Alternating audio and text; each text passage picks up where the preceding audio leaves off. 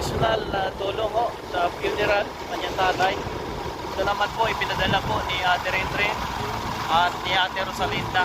Maraming salamat po, no? Malaking tulong ito at posisolve na ang problema po nila ni Bro Boni, mga bayan. Kasi nga nakaraan ang pagdating namin, nalaman namin na meron pang balance sila na 17,000, and then nai-release na po yung kanyang labi ng kanyang tatay. Kaya ito, no, nag-share kami na 12,000, and then may 5,000 silang balance pa doon ulit. Kaya ako ay meron pong 4,200 dito. Si Ate Rosalinda padala ng 3 at 1,000 si Ate Ren Nereta. Kaya ho ay malaking tulong ito para po kila Boni. Samahan nyo kami, mga kabayan. Salamat sa mga nagmamahal at sumusuporta po, no, sa ating ginagawa, mga kabayan. Napalaking tulong ho, mga kabayan, yung ating pong ginagawa. Mga tulad po ni Bro Boni na isa sa mga kasama natin at nakatulong ho, no, ng malaki sa mga ginagawa nating project, no. May project po tayo, mga kababayan. Nandito na kami sa Kansuing.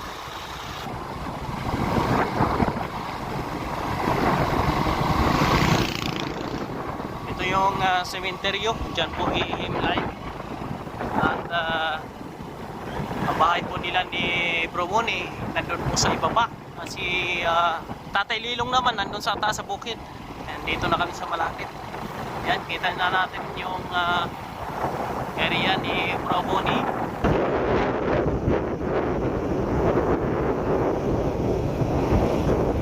Dito na kami uli. Ayan, bahay po ni Bro Boni, mga kabayan, no? Nandito ito. Dito si Bro Boni siguro.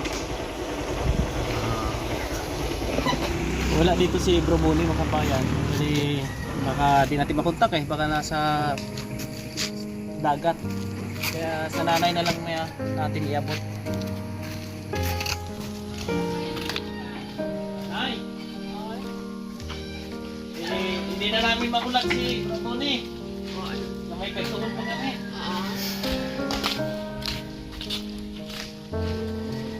Ito po si nanay. Ang nanay ni Bro Boni.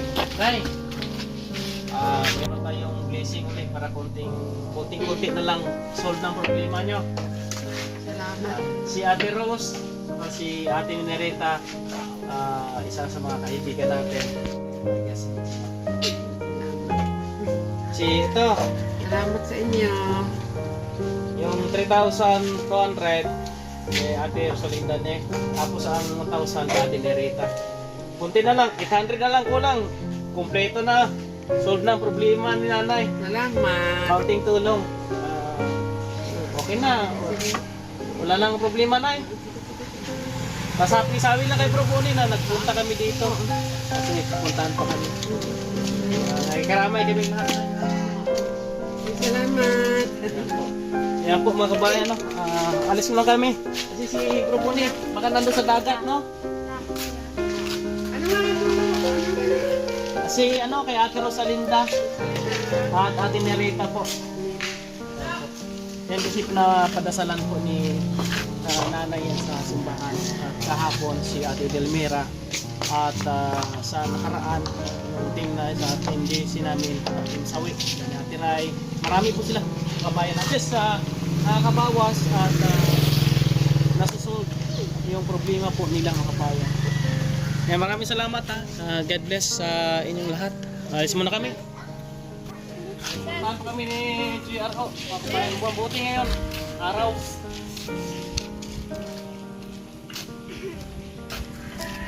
Salamat po talaga sa lahat po ng mga nag-share ng blessing at sa isang panawagan lang po ni Kuya Raymond ay nandyan po sila. Thank you very much sa inyong mga suporta. Ayan, okay na po, no? Malaking tulong na po yung nahatid natin dito. Natulungan po sila ni Bro Boni na unti-unting ma-solve, no? Yung iniisip po nila, mga kabayan, doon po sa Boreal ho, mga kababayan. Thank you. Yan! God bless sa inyong lahat po mga kabayan. Please share po ng ating video at aming vlogs ngayon. Tuloy po kami sa aming gawain ho mga kabayan hanggat kaya natin. Wala man tayong sapat na pinansyal. Ito ay di tayo pinabayaan na makahanap tayo ng mga taong makatuwang po sa mga ginagawa din po natin. Maraming salamat po.